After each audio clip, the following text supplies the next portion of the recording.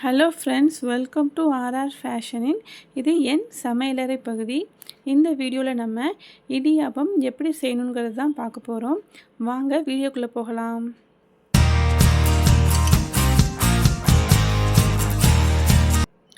இந்த இடியாப்பம் செய்கிறதுக்கு நான் ஒரு பாத்திரத்தில் 3 டம்ளர் அளவுக்கு தண்ணி எடுத்து நல்லா கொதிக்க வைக்க போகிறேன்.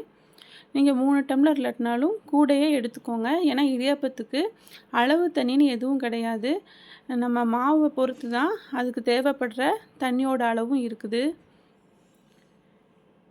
இப்போது தண்ணி நல்லா சூடாகிக்கிடட்டும், நல்லா கொதிக்கணும். இதுக்குள்ளே நம்ம மாவை எடுத்து ரெடி பண்ணி வச்சிடலாம்.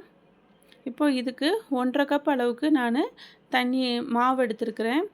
இதுக்கு தேவையான அளவுக்கு உப்பு போட்டு நல்லா உப்பை மாவோட எல்லா பக்கமும் கலக்கிற மாதிரி நல்லா ஸ்ப்ரெட் பண்ணி விட்டுக்கோங்க. ஈவனாக ஒன்று போல் ஸ்ப்ரெட் பண்ணிக்கோங்க.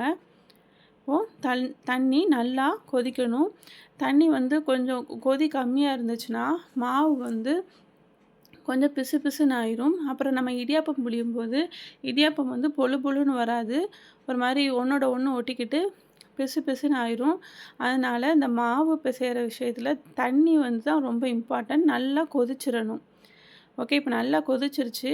இப்போ நான் இந்த மாவு பிசைகிறதுக்கு இந்த உட்டில் உள்ள கரண்டி தான் யூஸ் பண்ண போகிறேன். உங்ககிட்ட இந்த கரண்டி இல்லாட்டினா நம்ம தோசை கரண்டி இருக்குது பார்த்தீங்களா, அதோட பின்பகுதியை வச்சும் நம்ம மாவை நல்லா மிக்ஸ் பண்ணலாம். அதுவும் வசதியாக இருக்கும். இப்போ தண்ணியை கொஞ்சம் கொஞ்சமாக மிக்ஸ் பண்ணி மாவை நம்ம பிசைய போகிறோம். இந்த தண்ணியை கொஞ்சம் கொஞ்சமாக தான் ஆட் பண்ணணும். இதை ரொம்ப ஆட் பண்ணிட்டிங்கன்னா மாவு பிசு பிசுன்னு ஆயிரும். அப்புறம் இடியாப்பம் புளியறதுக்கு நல்லா வராது. ஒரு மாதிரி புளிச்சுன்னு விட்டு விட்டு வரும். இடியாப்பம் பொழு பொழுன்னு இருக்காது. இந்த இடியாப்பம் மாவு எப்படி பண்ணணுன்னா, நம்ம பச்சரிசி இருக்குது பார்த்திங்களா, ரேஷன் பச்சரிசி கூட நம்ம இதுக்கு யூஸ் பண்ணிக்கலாம். நாங்கள் அதுதான் யூஸ் பண்ணுவோம். இந்த பச்சரிசியை ஒரு 2-3 ஹவர்ஸ் நல்லா களைஞ்சி தண்ணியில் ஊற வச்சிடணும். ஒரு 3 மணி நேரம் கழித்து தண்ணியை நல்லா ஃபில்ட்ரு பண்ணி நிழலில் காய வைக்கணும். ரொம்ப காஞ்சிடக்கூடாது. அரிசி ஒரு ஈரப்பதத்தோடு தான் இருக்கணும். இந்த ஸ்டேஜில் நம்ம மிஷினில் கொடுத்தோம்னா அவங்களே மாவாக இடித்து வறுத்து கொடுத்துருவாங்க. இந்த வறுத்த மாவில் இடியாப்பம் பண்ணிங்கன்னா ரொம்ப டேஸ்ட்டாக இருக்கும். நல்லா பொழு பொழுன்னு இருக்கும். பாருங்கள், இந்த மாதிரி தான் தண்ணியை கொஞ்சம் கொஞ்சமாக ஆட் பண்ணி தான் மாவு பிசையணும். நம்ம ஒரேடியாக மிக்ஸ் பண்ணிட்டோன்னா அது மாவு சரி வராது. அது மாதிரி இதுக்கு அளவு தண்ணி கிடையாது. ஏன்னா சில மாவு அதிகமாக தண்ணி அப்சார்ப் பண்ணும், சில மாவு கொஞ்சம் கம்மியாக அப்சார்ப் பண்ணும்.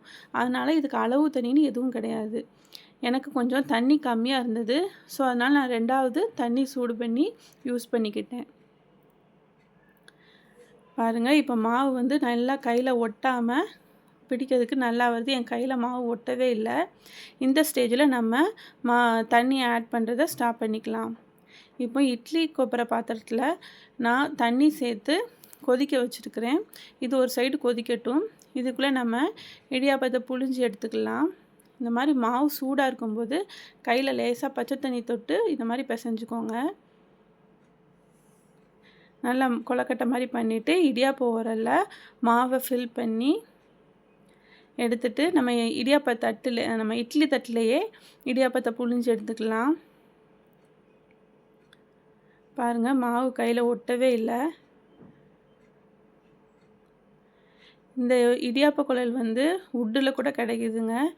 இந்த சில்வரில் உள்ளதும் ரொம்ப ஈஸியாக இருக்கும். இப்படியும் நீங்கள் வாங்கி யூஸ் பண்ணுங்கள். பாருங்கள், இடியாப்பம் புளியும் போது எப்படி அந்த கட்டாய் வராமல் நம்மளே கையை வச்சு கட் பண்ணுற அளவுக்கு தான் இருக்காது, கண்டினியூவாக வருது. இதுக்கு காரணம் அந்த தண்ணி நல்லா கொதிக்கணும்.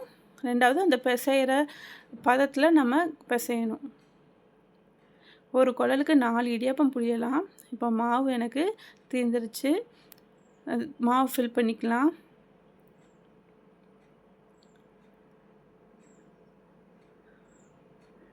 இப்போ இடியாப்ப தட்டை எடுத்து நம்ம இட்லி கொப்பரையில் வச்சு வேக விட்டுறலாம். இது வேகிறதுக்கு ஒரு 4 to 5 மினிட்ஸ் தான் ஆகும்.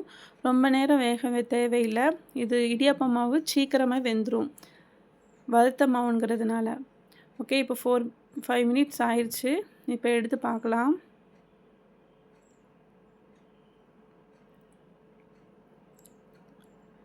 நல்லா ஆவி பறக்குது பாருங்கள். இடியாப்பம் நல்லா வெந்துருச்சு. வாங்க பிளேட்டுக்கு மாற்றிக்கலாம். நம்ம எடுத்த உடனே நம்ம வந்து பிளேட்டுக்கு மாற்றக்கூடாது. ஏன்னா அது நல்லா சூடாக இருக்கும்போது ஒரு பிசுபிசுப்பாக தெரியும். ஆனால் கண்டிப்பாக பிசுபிசுப்பாக இருக்காது. கொஞ்சம் ஆறின பிறகு பார்த்திங்கன்னா நல்லா பொழு பொழுன்னு இருக்கும். ரொம்ப ஆற தேவையில்லை. ஒரு நிமிஷம் போதும். இப்போ நல்லா 1 நிமிஷம் ஆயிடுச்சு. இப்போ நம்ம தட்டுக்கு மாற்றுறேன் பாருங்கள்.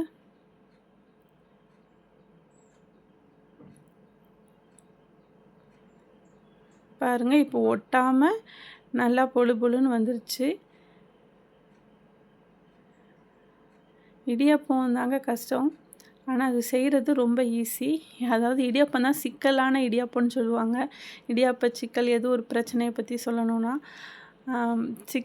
இடியாப்ப சிக்கல்னு சொல்லுவாங்க. ஆனால் அது செய்கிறது ரொம்ப ஈஸி தான்.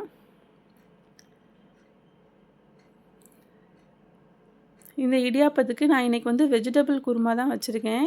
இதுக்கு சிக்கன், மட்டன் சால்னா வச்சு சாப்பிட்டிங்கன்னா இன்னும் டேஸ்ட்டாக இருக்கும். பாருங்கள் நம்மளோட இடியாப்பம் வித்து வெஜிடபிள் குருமா சூப்பராக ரெடி ஆயிடுச்சு.